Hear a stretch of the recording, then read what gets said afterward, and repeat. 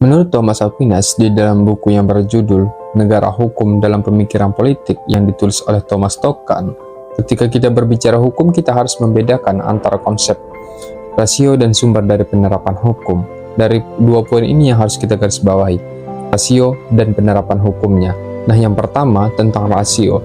Menurut Thomas Aquinas, kenapa hukum harus menerapkan rasio?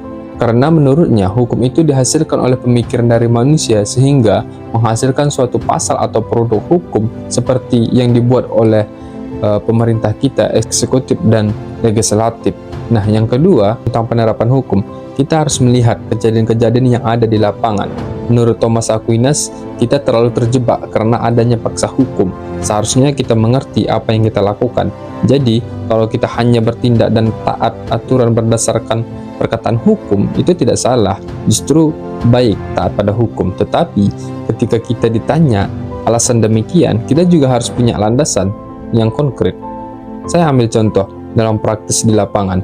Di saat kita mengendarai kendaraan, seperti memakai helm atau memakai sabuk pengaman, kita hanya melakukan karena ada ketakutan supaya tidak ditilang polisi misalnya. Itu yang kemudian dimaksud dengan Thomas Aquinas keliru secara rasio dan penerapan hukumnya.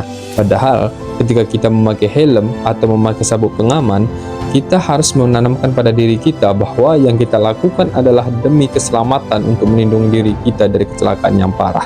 Makanya Thomas Aquinas lebih mengutamakan rasio dan penerapan hukum ketika membahas atau berbicara tentang hukum. Sekian dari saya, berbicara karena kebenaran, bertindak karena keadilan.